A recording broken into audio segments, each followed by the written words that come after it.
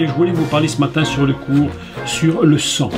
Alors, c'est ce que nous allons passer ensemble un moment à parler de cela. Vous savez que lorsqu'on parle dans la Bible, et donc beaucoup de religions d'ailleurs, lorsqu'on veut faire cette religion, que ce soit même l'islam par exemple, il y a toujours le sang qui est au rendez-vous.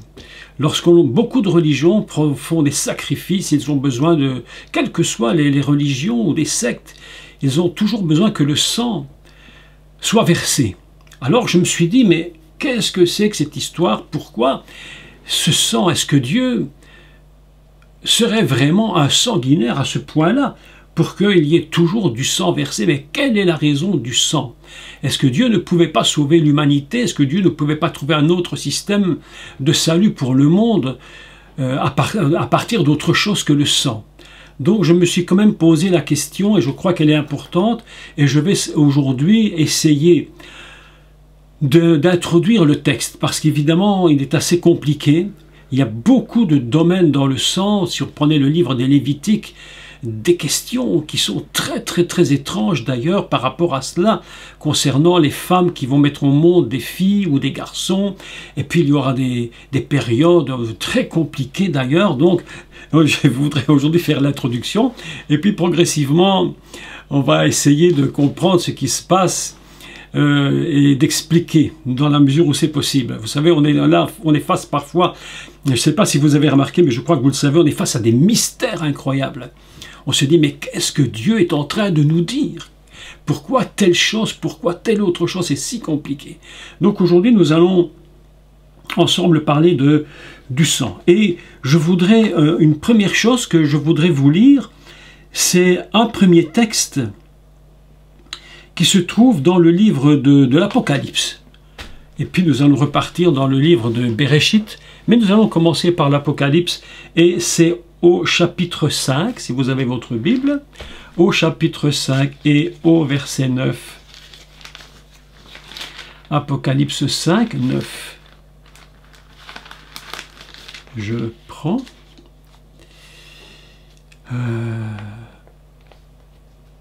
Voilà. Je le lis. Si vous avez pris votre Bible, je vous laisse le temps de la prendre et puis on fait la lecture ensemble, d'accord?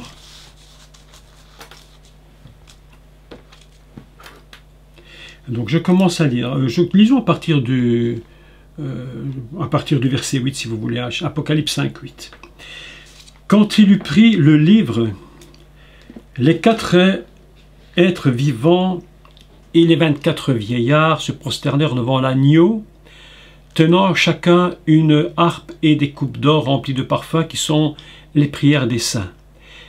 Et ils chantaient un cantique nouveau en disant. Écoutez, déjà ici le texte est très étrange parce qu'il chante un cantique nouveau. Alors que lorsque l'apôtre écrit cela, mais il y a longtemps que la loi de Moïse a été donnée. Il y a longtemps peut-être pas si longtemps, mais que le Mashiach, Yeshua, est mort sur la croix. Et que le sang, depuis longtemps, n'a cessé de couler. Et il dit, chose très surprenante, qu'il chantait un cantique nouveau, comme si cela n'avait jamais été dit avant. Alors qu'en finalité, on se rend compte que tout cela, on a l'impression que c'est connu. Mais là-haut, il chante quelque chose de neuf. C'est surprenant, n'est-ce pas? Et il chantait un cantique nouveau en disant « Tu es digne de prendre le livre et d'en ouvrir les sceaux, car tu as été immolé et tu as racheté pour Dieu. Tu as racheté pour Dieu, par ton sang, des hommes de toute tribu, de toute langue, de tout peuple et de toute nation. Tu as fait d'eux un royaume et des sacrificateurs pour notre Dieu, et ils régneront sur la terre. » Voilà un texte introduction où il nous apprend une première chose. Premièrement, le sang va racheter quoi? Il dit des nations, des tribus et de toutes langues. Autrement dit, le sang a une capacité de racheter quelque chose qui avait été perdu au début de la création du monde. Quelle est cette chose? Et pour cela, nous allons devoir lire un autre texte et comprendre comment fonctionne le principe du sang et à quoi il se rattache littéralement. Alors, pour ce faire, nous allons lire un autre passage dans le livre de Bereshit cette fois. Et c'est au chapitre 2, si je ne me trompe. Alors, je le prends ici en... Oui, chapitre 2 et au 26.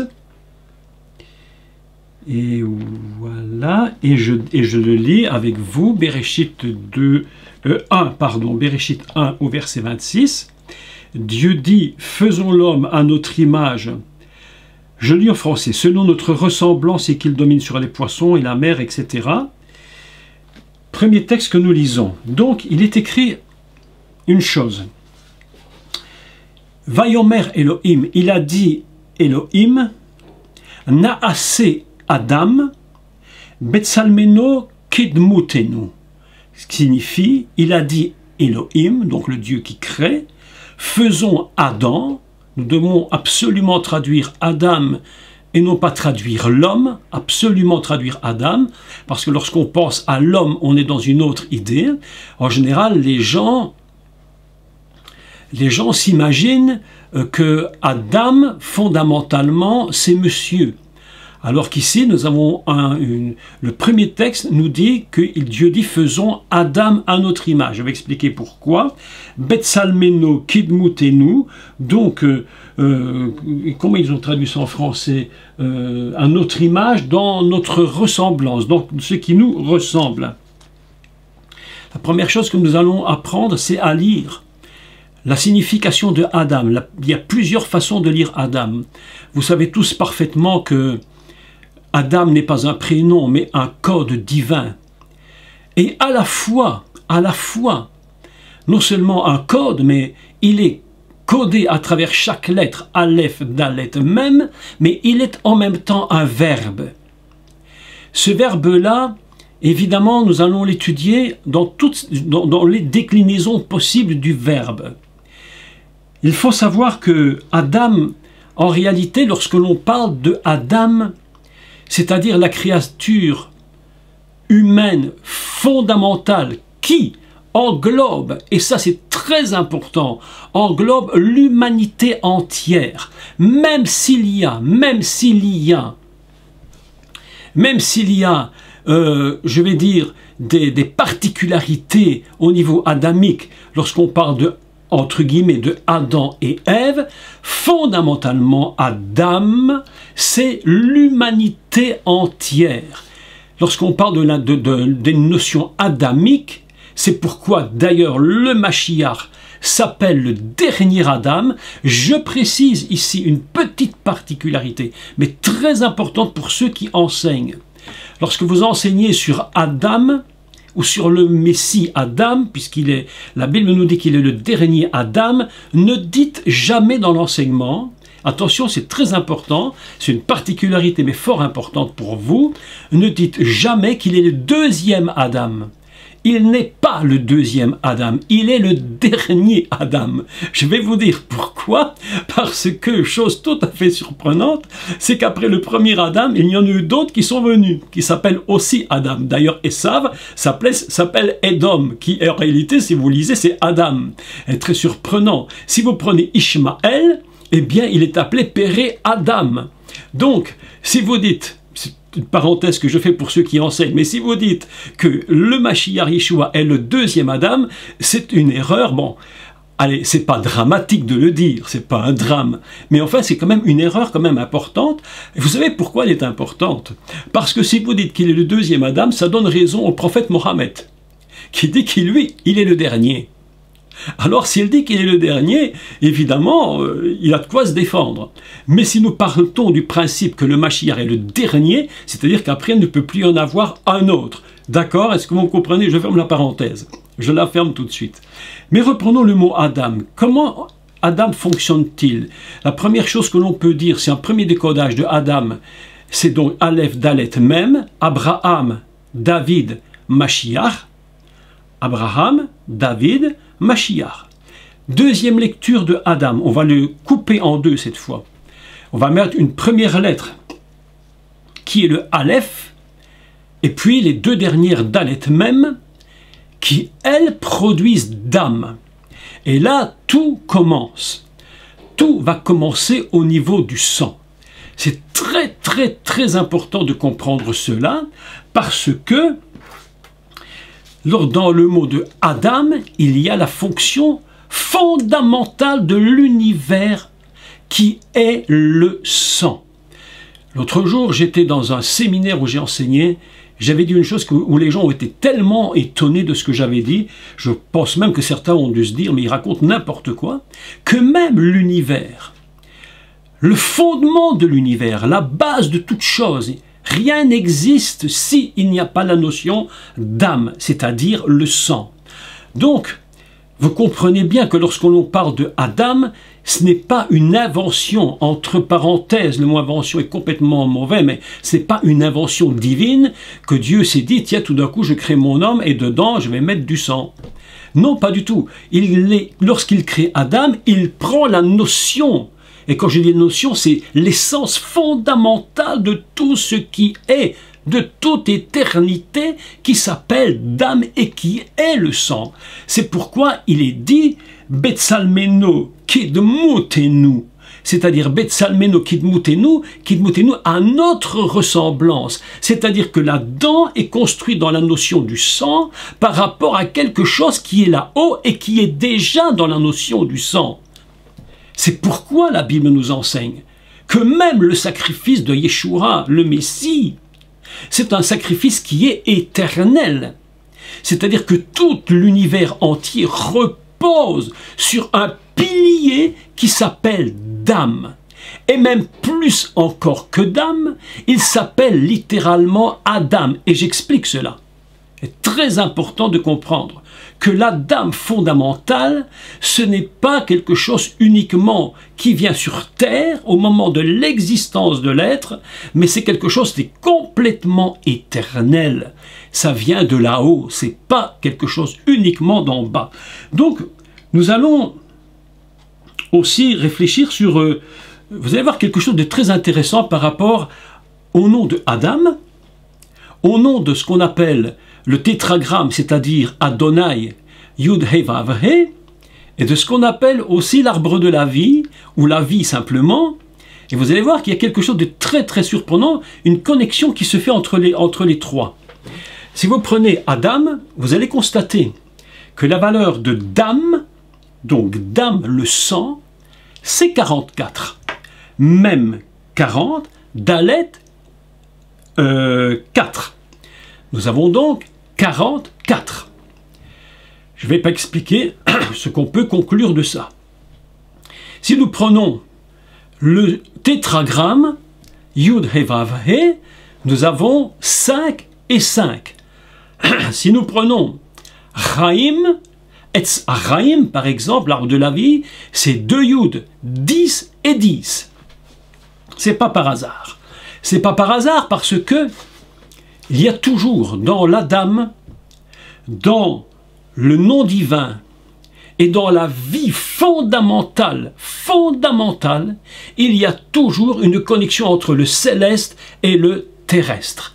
Vous savez que un des grands principes, j'allais dire, de la pensée rabbinique, c'est de ne jamais vouloir vivre uniquement pour Dieu là-haut, mais que si nous sommes avec lui là-haut, c'est parce que fondamentalement nous sommes ici-bas.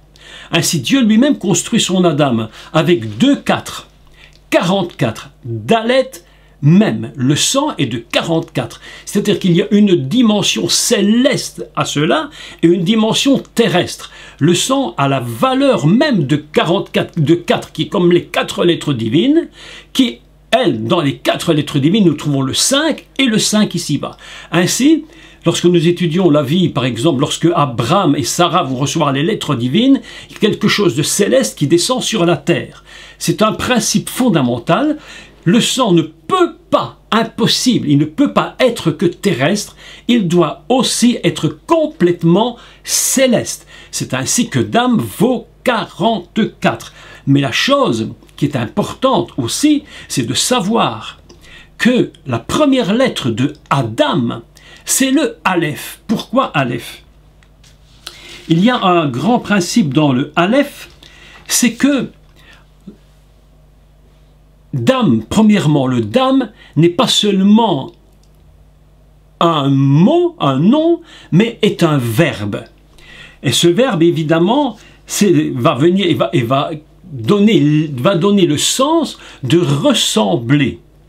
Ainsi, lorsque nous mettons une lettre devant la lettre Aleph devant un verbe, qu'est-ce qui se produit? Lorsqu'on met la lettre Aleph devant la racine d'un verbe, eh bien, elle devient la première personne du singulier au futur. Que nous enseignent les maîtres d'Israël par rapport à cela?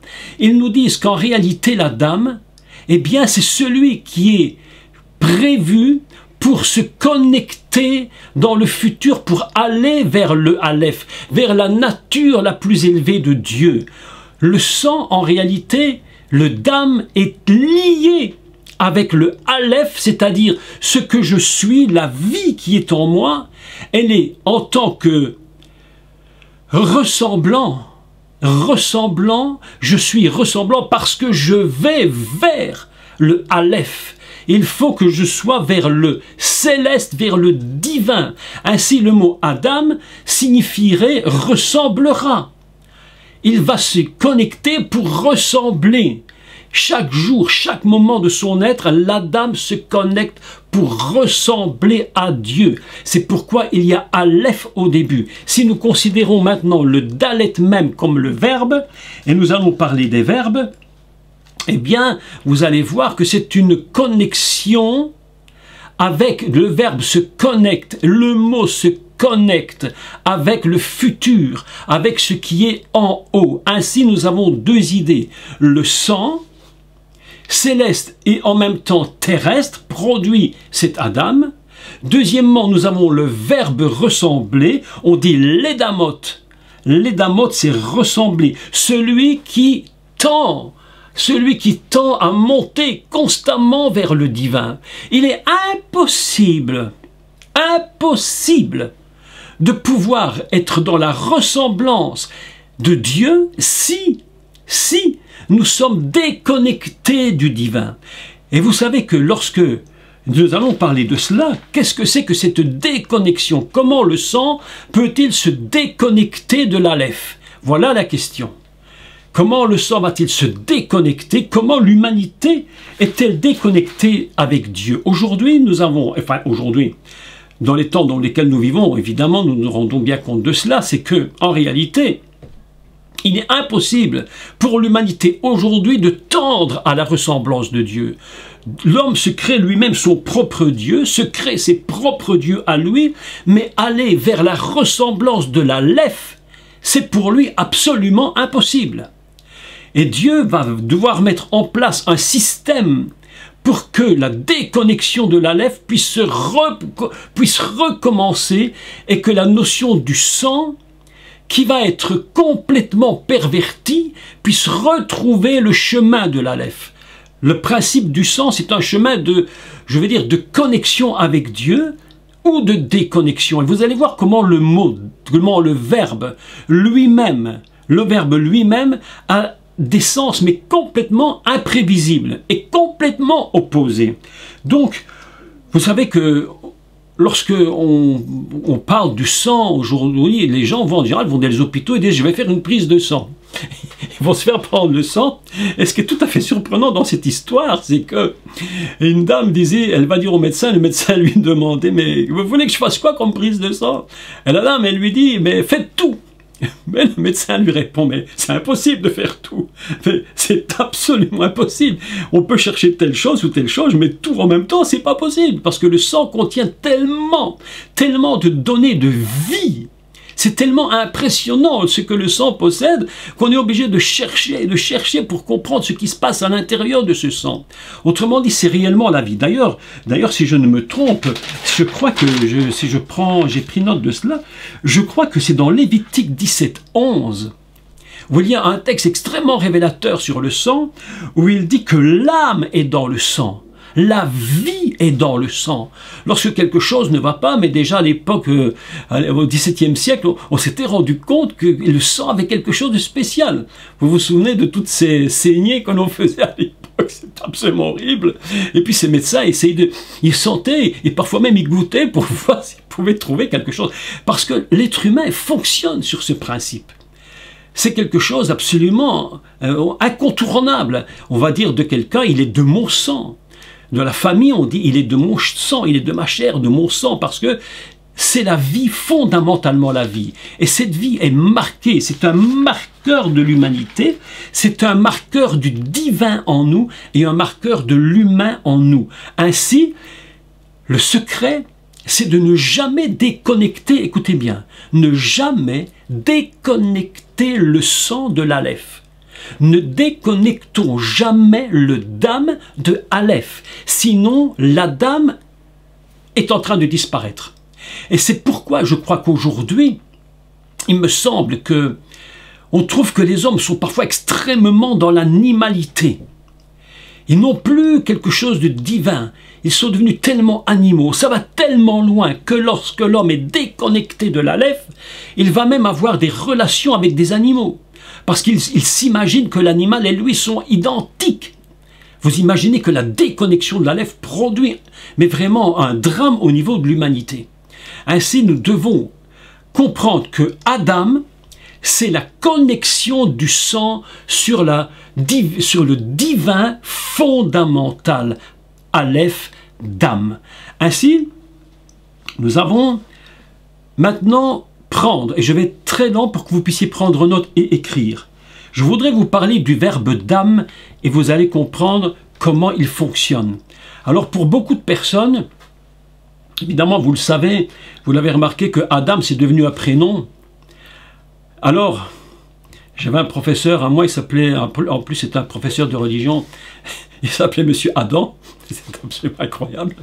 Et il y a des gens qui ont des noms prédestinés, hein, comme ça, que vous voulez. Il y a des gens qui s'appellent Boulanger, et ils sont boulangers. Mais lui s'appelait Adam, il était prof de religion. Oui, c'était amusant quand même. Eh bien, en réalité, vous savez que ce verbe d'âme, je vais vous l'expliquer mot par mot, et vous allez comprendre ce qui peut se produire lorsqu'on est dans une déconnexion avec l'Aleph. Donc le but de Dieu, en réalité, c'est de rebâtir Adam, le reconstruire complètement. Et il va mettre en place un système absolument fantastique. C'est ce que j'expliquerai tout ce week-end qui va venir, prochain. Le chemin, j'allais dire, la colonne vertébrale, la ligne directrice du commencement jusqu'à la venue du Messie, comment il va mettre en place tout un chemin pour y arriver. Ça va prendre plusieurs milliers d'années pour arriver à comprendre quelque chose réellement. Donc, prenons le mot, le verbe lui-même. Je vous donne les différentes significations et j'explique comment les lire et comment comprendre les différents sens et pourquoi les oppositions se produisent, mais des inversions inimaginables. Tout le monde croit que Adam, c'est le sang, d'autres un peu plus érudits se rendent compte que dommer veut dire ressembler, hein, c'est-à-dire celui qui tend à la ressemblance. C'est pourquoi on va dire Betsalmeno kidmutenu, on entend dans le kidmutenu comme, le qui veut dire comme, et puis on entend de mutenu, mais dans de mou on entend dalet même, qui est la racine de dommer, qui veut dire ressembler. C'est pourquoi on a traduit dans son image, dans sa ressemblance. Adam, c'est la ressemblance. Il ne s'appelle pas Adam parce qu'il vient de la terre, qui est Adama. Encore là, il faudrait expliquer pourquoi, comment un cercle se produit au niveau de Adam et de Adama. Il faudrait expliquer, mais bon, si j'ai du temps, je le ferai. Si ce n'est pas cette fois, ce sera la prochaine fois, mais expliquer pourquoi les deux portent le même sens. Mais voilà que nous avons donc Kidmutenu dans sa ressemblance, et nous prenons maintenant chaque verbe donc dans sa déclinaison. Prenons le verbe donc damo. Damo, dalet, même, he. Si vous avez un dictionnaire d'hébreu, vous allez chercher, vous allez trouver cela. Dalet Mem He signifie deux choses. Écoutez, c'est très intéressant parce que ces deux choses sont liées et en même temps sont séparées. À cause de cette séparation du mot, nous allons comprendre comment Dieu va mettre en place un système. La première traduction qu'on peut faire d'un mot, c'est ressembler. Ressembler, c'est la ressemblance. C'est-à-dire, il y a quelque chose qui me pousse à ressembler à Dieu.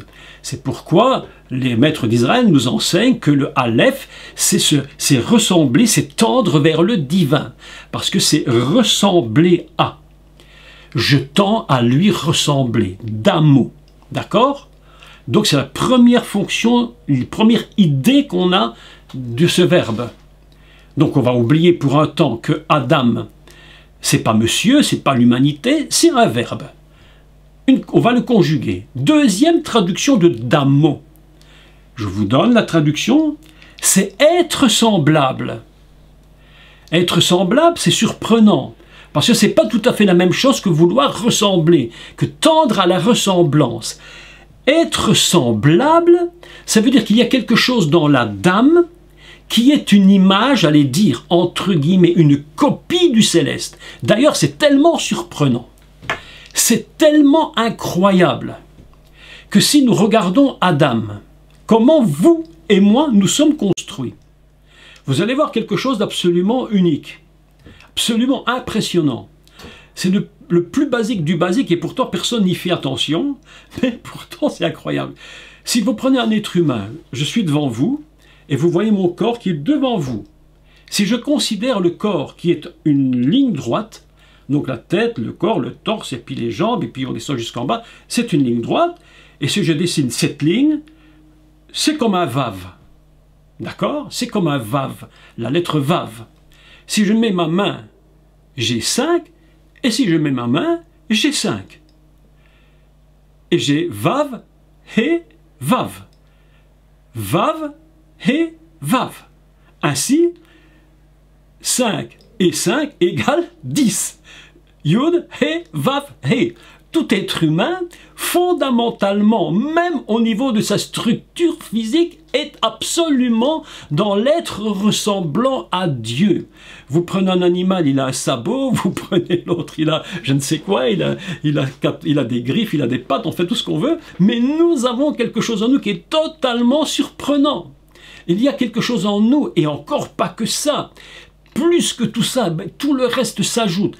Le nombre de... Certains ont fait des études là-dessus, sur le nombre de muscles, le nombre de tout, la respiration que nous avons. C'est ce que Patrick nous dit, le souffle de vie qui est en nous. Nous sommes l'image de Dieu. Ça s'appelle damo. Ressembler, tendre à être de plus en plus comme la nature divine, c'est-à-dire que la dame... Le but fondamental de la dame, à travers son nom, c'est un être que Dieu a créé pour qu'il tende toujours vers Dieu, qu'il tende toujours vers lui. Mais il va tendre vers lui parce qu'il est en même temps un être semblable à lui, dans sa structure physique, dans son être, dans sa façon d'être, de penser. On n'a même pas, mes amis, on n'a même pas imaginé. On ne sait même pas comprendre la dimension de cette dimension adamique. La dimension adamique fondamentale est d'une puissance, mais absolument incroyable. Elle dépasse tout ce que nous pouvons imaginer. Parfois, je suis dans la rue, et vous savez, je suis dans la rue, dans les grands magasins, et puis je regarde les personnes qui passent, et je les regarde, et je me dis, mais si elles savaient qui elles sont, mais si l'homme savait qui il est, ce serait absolument inimaginable. Nous avons autour de nous des êtres humains qui sont toutes des créations adamiques, mais dont la structure est être ressemblant. Ils sont damo, c'est-à-dire être ressemblant dans leur structure, mais ils ont perdu le aleph, ce qui fait qu'aujourd'hui, quelque chose avec le sang ne fonctionne plus, parce qu'ils n'ont plus la capacité de la connexion par le sang. Vous savez, la connexion avec le aleph, quelque chose d'inimaginable. Je sais que ça dépasse un peu l'imagination, mais la connexion avec le céleste ne se fait que par le dam. C'est pourquoi le sang va se connecter à l'Aleph. Et c'est la raison pour laquelle il faudra que le Mashiach, lui, reconnecte avec le Aleph l'humanité par le sang. C'est pas simplement Jésus meurt sur la croix et puis c'est tout, et puis voilà, il a donné son sang. À la limite, vous posez aux gens, mais pourquoi il a donné son sang? Les gens vous diront, mais ça paraît tellement folie. D'ailleurs, l'apôtre Paul dit, la croix est une folie, c'est quelque chose qu'on ne peut pas imaginer. Mais mes amis, parce que la connexion avec le Aleph ne passe que par le sang. Et il va falloir que le Mashiach reconnecte par le sang l'Aleph afin de réunir toute l'humanité. C'est pourquoi je vous avais lu dès le commencement de ce cours ce texte de Apocalypse où il dit que c'est par le sang qu'il a racheté pour Dieu toutes les nations, les tribus et tout ce qui existe en tant que vivant. C'est absolument, mais inimaginable. Mais c'est inimaginable. Et encore, nous n'avons même pas saisi le milliardième du milliardième de la goutte infinie de ce que représente le sang au niveau du céleste, mes amis. Nous n'avons qu'une idée tellement vague de cela. Donc j'essaye aujourd'hui de vous expliquer comment la connexion par le sang vers le Aleph. C'est vrai, c'est tellement important. Pourquoi croyez-vous que le Mashiach Yeshua, le dernier Adam, va dire à ses disciples, mais buvez mon sang, parce que c'est une reconnexion avec le Aleph. Fondamentalement, c'est le sang qui reconnecte, quelque chose d'absolument inimaginable. On pourrait parler, je pense, et on le fera encore, je suppose, bien des heures encore, sur tous ces détails, tous ces textes. Continuons maintenant de décliner le verbe. Nous allons le décliner dans une deuxième forme verbale que je vous propose d'écrire, qui s'appelle ici Douma. La Douma, ce qu'on appelle Douma, voilà. Alors Douma, c'est pas un Douma en russe, ça veut dire la maison, hein, attention, hein. Ce n'est pas du russe, c'est de l'hébreu. Douma, c'est la maison. D'ailleurs, on parle de ça, si vous écoutez parfois la TV, on parle de la Douma là-bas, hein, avec Poutine. Mais Douma, c'est une déclinaison de ce verbe qui lui a deux sens extrêmement différents. Écoutez bien, les sens de ces termes, ils sont très très très intéressants. Douma signifie le calme. Le calme. C'est-à-dire que la dame, le sang, est conçu fondamentalement pour un principe, c'est qu'il est le calme. D'accord? Je vous laisse prendre note de ça, puis je vous donne la deuxième signification, qui elle est beaucoup plus surprenante. Beaucoup plus surprenante. Soit je suis connecté avec le Aleph, et le sang devient adamique, totalement Adam, soit un autre problème peut se poser à ce moment-là, très grave, c'est la déconnexion avec l'Adam, avec le Aleph, et à ce moment-là, le mot dam prend un autre sens complètement opposé qui signifie, tenez-vous bien, la destruction. Surprenant. Rechercher dans les racines hébraïques, je recherche dans les racines, je me dis, mais qu'est-ce que c'est que ce sang? Pourquoi l'homme qui a du sang n'arrive plus à se connecter? Pourquoi n'arrive-t-il plus à être avec l'unité céleste? Vous avez remarqué que les religions tentent absolument, font tout ce qu'elles peuvent pour essayer de se connecter avec du divin. S'ils n'arrivent pas à se connecter avec du divin, ils vont passer par des formules, ils vont s'inventer des dieux, parce que la notion sang ne peut pas vivre sans Dieu.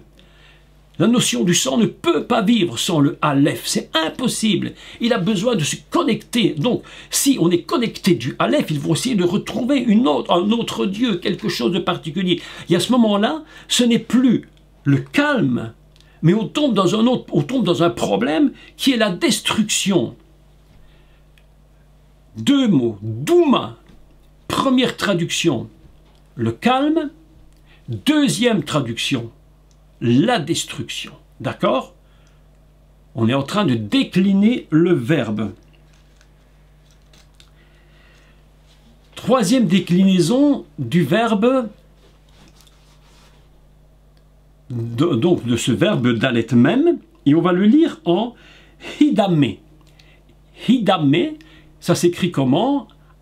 Donc le he, avec un point en dessous pour faire le i, et puis dalet même he, et ça se lit hidame. D'accord? Déclinaison de ce verbe. Ce verbe a de nouveau deux sens, tout à fait étrange et surprenant d'ailleurs. C'est A, être semblable à lui, mais de nouveau, un sens complètement inversé, qui peut produire évidemment beaucoup de difficultés dans la compréhension, qui signifie périr ou anéantir. Incroyable. Périr, anéantir. Lorsque le dame est connecté, il est semblable. S'il se déconnecte, faisons très attention, parce qu'au moment où il se déconnecte, quelque chose de grave peut se produire. On peut tomber dans un système d'anéantissement. Et on se rend compte que l'humanité, sans le Créateur, est dans un système d'anéantissement total. Donc la lecture de ces mots est absolument complexe. Troisième, quatrième, qu'est-ce que j'avais dit, 2 ou 3 une, 2 et 3. 3 et quatrième maintenant. Quatrième lecture de ce verbe, on va le décliner, non pas idamé, mais cette fois on va lire damé, dalet, même he.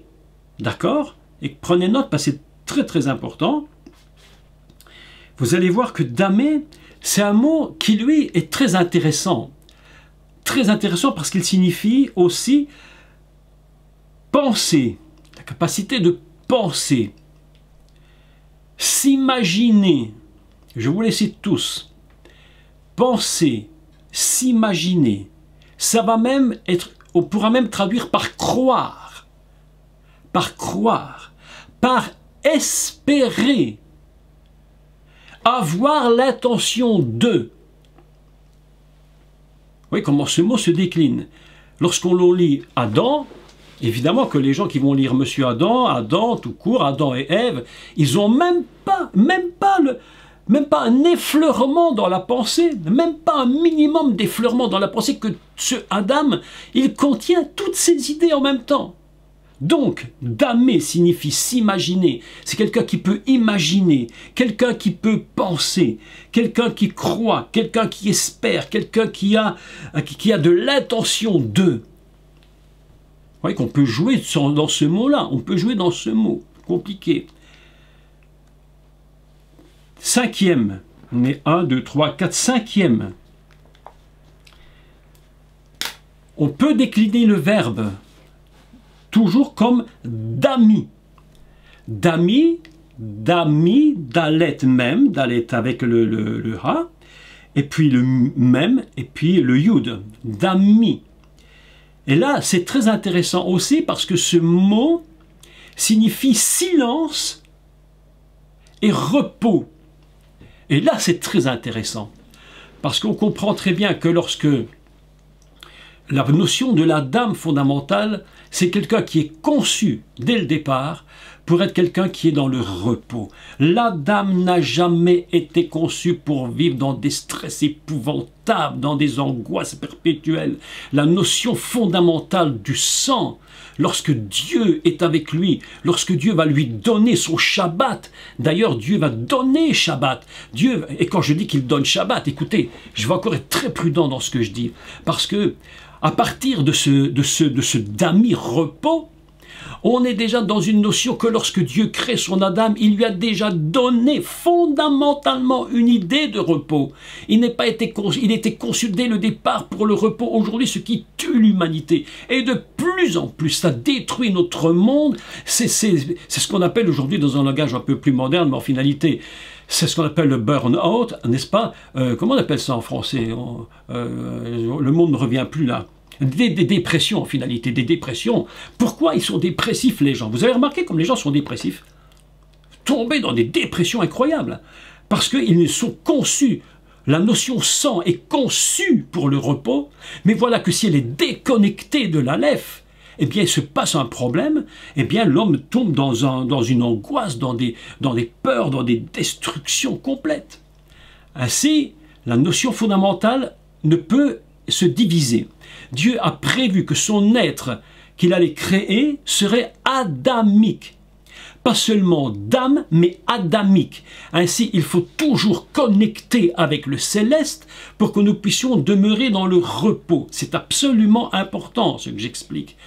Le monde déconnecté du divin est un monde complètement anéanti. D'ailleurs, le sixième sens que je vous donne, c'est le dernier d'ailleurs que je crois, d'après ce que je peux lire et comprendre, ça s'appelle démi.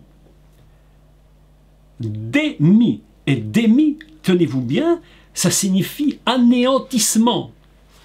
Vous vous rendez compte que nous sommes dans un système extrêmement compliqué.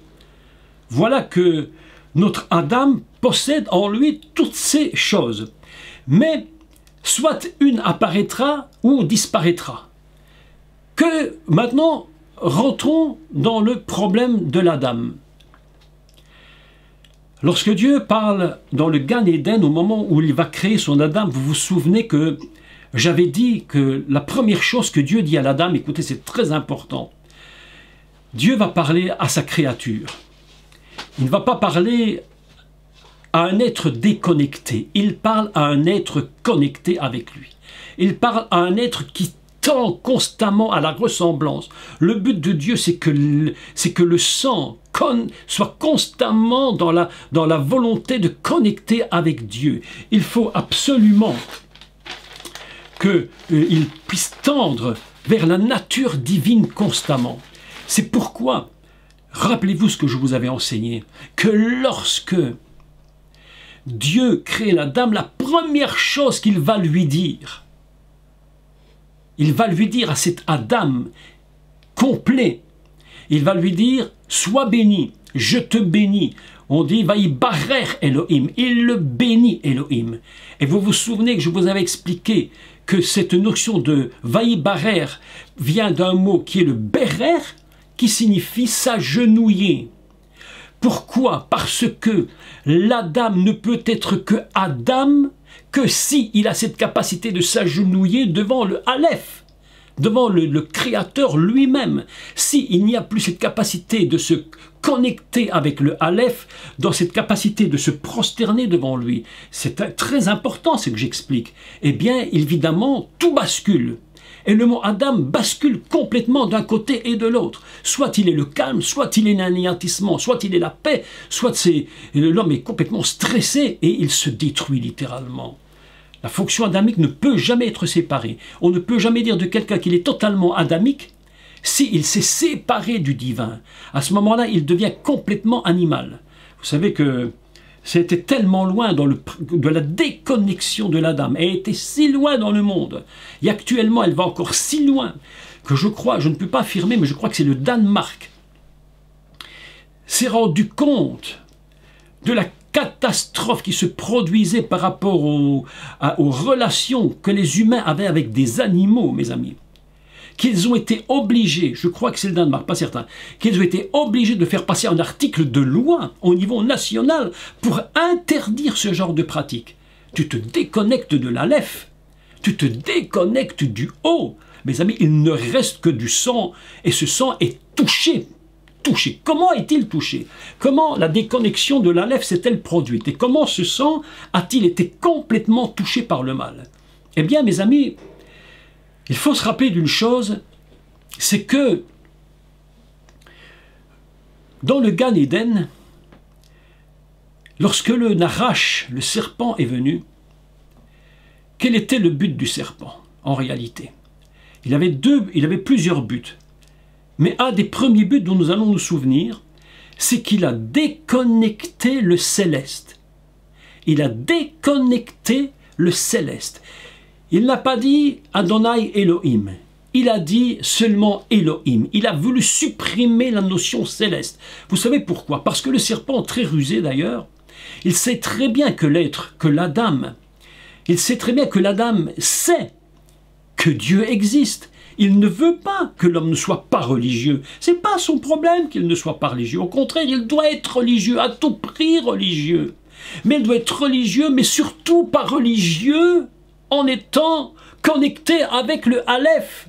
religieux en créant des religions, en créant ses propres dieux.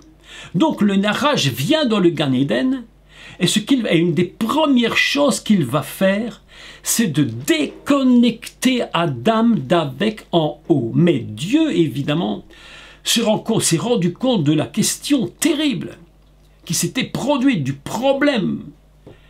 Et ce qui est totalement fantastique, c'est que lorsque la chute est venue, que se passe-t-il? Dieu va vers qui? Et là, on va voir que le raisonnement de Dieu est absolument extraordinaire. Ça dépasse, le cœur de Dieu dépasse l'imagination. Le cœur de Dieu est tellement imprégné de cette nature, de ce Adam qu'il aime tellement. Vous savez, c'est pas pour rien qu'il est écrit, car Dieu a tant aimé.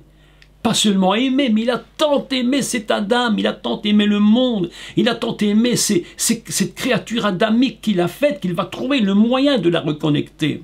Alors que fait Dieu? Écoutez ce qu'il fait. Ou plutôt, ce que la Torah nous dit de Dieu. Lorsque la chute est venue et que la femme a pris du fruit, que l'homme en a mangé, qu'il en a rajouté une grande dose en plus, là c'est terrible, ce qu'Adam a fait était terrible, pire qu'a fait Ève. Vous savez, tous les machos qui sont en train de dire c'est la femme, ils n'ont pas bien lu la Torah, ils n'ont pas bien compris parce que l'homme a fait pire qu'elle. Mais je clôture ça. Que se passe-t-il? Il est dit que Dieu alla vers qui? Il aurait pu aller vers Isha. Il aurait pu aller vers Ish, mais pas du tout. Qu'est-ce qu'il a fait? La Torah nous enseigne qu'il est parti vers Adam. Parce que dans le cœur de Dieu, il ne peut pas supporter. Il ne peut pas supporter la déconnexion. Il ne peut pas supporter qu'on ait brisé entre lui et l'Adam. Et Dieu va faire tout ce qu'il peut pour revenir vers son Adam. Et il vient et il dit, il alla vers Adam. Évidemment que dans l'idée chrétienne la plus fondamentale, la plus basique, c'est il est reparti vers Monsieur. Mais nous savons tous, parce que nous l'avons enseigné nombre de fois, que Adam, lui c'est la totalité de Ish et Isha, ils sont ensemble. Quand on parle de Adam, Dieu ne sépare pas, il ne veut pas séparer. Il ne veut pas que ça sépare. Pour lui, sa vision divine, c'est que l'Adam doit rester adamique. Évidemment que sur terre, il y a une brisure terrifiante. Quelque chose de terrible s'est brisé. Mais Dieu, lui, il ne veut pas de cela. Il veut continuer de croire et d'espérer tout le temps que l'humanité va revenir vers lui. Et lorsqu'il parle à Adam. Ici, le thème est tellement inimaginable, tellement important à développer, que je crois qu'il nous faudrait peut-être des mois, des années pour toucher le thème, tellement c'est inimaginable. L'amour de Dieu est quelque chose d'absolument incroyable. Il voit son Adam, il ne peut pas imaginer, mais comment, mais qu'as-tu fait, mais où en es-tu? Moi qui t'ai conçu pour que tu sois avec moi, comment en es-tu là? Que t'est-il arrivé? Pourquoi, mes amis, c'est tellement inimaginable. Aujourd'hui, mes amis, je relis tous les petits commentaires que vous faites, c'est toujours très bien. Et aujourd'hui, ce que nous dit Patrick est tellement vrai que les couples aussi se brisent. Pourquoi? Parce que si on brise le couple, on brise la relation. Il y a quelque chose qui se casse au niveau de l'unité Aleph. Le but du diable, c'est de séparer, non pas d'empêcher la religion, mais de séparer le Dam de son Aleph. Ainsi, nous avons un monde complètement sanguinaire, un monde complètement sanguin, et nous nous rendons compte que sans Dieu, le monde est d'une cruauté, d'une violence. Il est purement sang. Il n'a plus cette notion avec le divin. Autrement dit, Dieu va devoir trouver la solution pour pouvoir reconnecter cet ensemble. Donc, lorsque Dieu va vers Adam, il lui pose une question. Mais où en es-tu? Haïka, où en es-tu? Et il répond quelque chose. Il dit, j'ai eu peur. Il lui dit, mais tu as peur pourquoi? Tu as peur de quoi? Et il répond, mais j'ai eu peur parce que je suis nu. Nu de quoi, mes amis?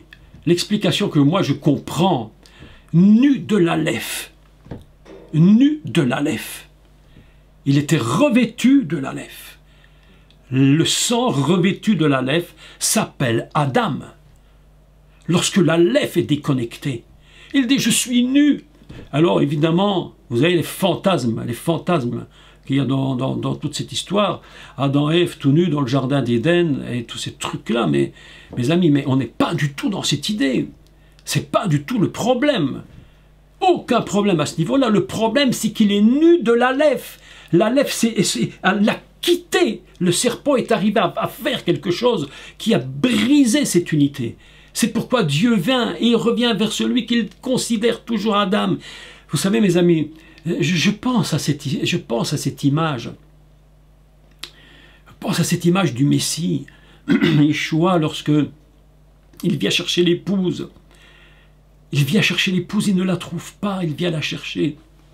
En réalité, pour lui, ce qui est absolument fondamental pour le Mashiach, il vient chercher l'épouse, il la voit comme épouse. Il la voit comme telle. Mais le problème, c'est qu'en réalité, elle a perdu le vêtement, le revêtement. Mais lui, il la considère comme telle. Et voyant qu'il ne peut pas la trouver, comment peut-il trouver l'épouse? Mes amis, l'épouse, elle va exister véritablement lorsque le dam va connecter à nouveau avec le Aleph, qu'il sera revêtu du Aleph. À ce moment-là, il y aura véritablement épouse. Et ils pourront être ensemble, unis. C'est pourquoi il va devoir aller jusqu'à donner sa propre vie. Et je vais expliquer pourquoi dans le prochain cours, pourquoi il a versé du sang, pourquoi il a fallu que le sang soit versé pour reconnecter le sang avec Aleph. C'est tout un enseignement absolument extraordinaire. Parce que le plan du Messie est d'une telle puissance, quelque chose d'absolument inimaginable. Donc, pour clôturer cette introduction sur le sang, il y a beaucoup encore à dire sur tout cela, seul un être adamique, que l'on appellera Adam, seul lui a la capacité d'être celui qui est connecté et de tendre à la ressemblance. C'est pourquoi il est impossible de tendre à la ressemblance aussi longtemps que le Mashiach n'aura pas accompli le plan de Dieu pour que vous tous et moi, même ensemble ici, tout le monde, ne soyons, et je vais dire un langage extrêmement traditionnel et habituel, vous allez tous reconnaître, mais enfin, on va le dire comme ça, que nous nous soyons convertis, que nous soyons revenus à Dieu, que nous ayons compris que nous avons besoin de repentance, de pardon. À ce moment-là, nous sommes sauvés, comme l'on le dit très communément. Et c'est pourquoi il est dit que c'est pour cela qu'il nous a appelés, nous les gens qui sont sauvés, à être à l'image du Messie. Il est impossible d'être à l'image du Fils de Dieu s'il n'y a pas cette reconnexion avec le Aleph. C'est impossible. C'est pourquoi lorsque nous venons à la croix, que nous nous repentons, que nous acceptons le sacrifice du Mashiach, que le plan de Dieu est accompli pour chacun d'entre nous, ce n'est seulement qu'à ce moment-là que cette phrase peut être proclamée, qu'il nous a appelés à être à l'image de son Fils, à lui ressembler, parce que nous sommes redevenus adamiques. Alors en étant adamique, la notion du sang se reconnecte. Elle va se reconnecter à l'Aleph, elle va nous permettre constamment d'être à la ressemblance et d'arriver à l'image du Mashiach, à l'image parfaite du Messie.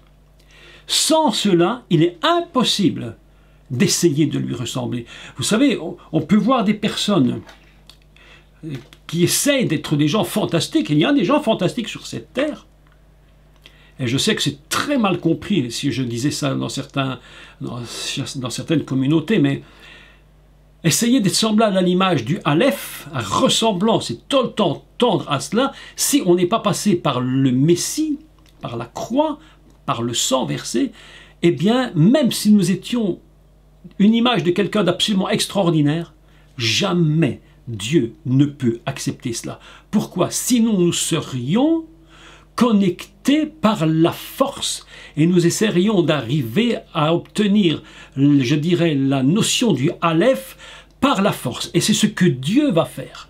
Il va montrer qu'il est impossible d'arriver à se reconnecter totalement et d'être fusionné en lui. Et pour ce faire, il va produire ce qu'on va appeler la loi et les sacrifices des animaux. Donc ce sera le thème, un des prochains thèmes que je développerai. Qu'est-ce que c'est que cette loi du sang? Qu'est-ce que c'est que cette loi du sang? Qu'est-ce que c'est que cette loi qui permet de se reconnecter, mais jamais bien? Comment fallait-il du sang? Eh bien, mes amis, simplement parce que si tu n'es pas dans le sang, tu n'as aucun pouvoir, aucune capacité. On ne se connecte pas, mes amis. Je vais vous dire un truc fou. Mais un truc de fou, on ne se connecte pas à Dieu par l'intelligence, on ne se connecte pas à Dieu parce qu'on se dit que ce serait mieux ça qu'autre chose, pas parce qu'on a de la chair, on se connecte parce qu'on est d'âme. Fondamentalement, nous sommes d'âme, nous sommes sang, et c'est le sang qui permet la connexion. C'est pourquoi il a fallu que le Mashiach donne son sang pour connecter. Ainsi, la dame fondamentale est tellement inimaginable. Il a atteint une telle dimension que Dieu lui avait dit simplement: je te donne une capacité, Adam, la capacité fondamentale que je te donne, c'est de te mettre devant moi, reconnaître que je suis ton Dieu, de ne pas dévier, va à l'arbre de la vie et mange. Prends les yods, celui d'en bas, je suis l'Éternel, le Hé et le Hé, 5 et 5, tu es adamique, 4 et 4. 4, 4, 5, 5, 10, 10. Voilà notre notion adamique fondamentale dans le ciel. 4, 4, Dam. 5, 5, Adonai. 10, 10, Chaim. Nous sommes dans la notion adamique, dans le Dam, le sang qui nous rattache avec le Aleph. C'est pourquoi la notion du sang est fondamentalement inscrit dans toute la Bible du commencement jusqu'à la fin. Et mes amis, je voudrais vous encourager à retenir ces choses en vous-même. C'est par le sang, et par le sang du Messie, que je suis reconnecté. Et là, quelque chose...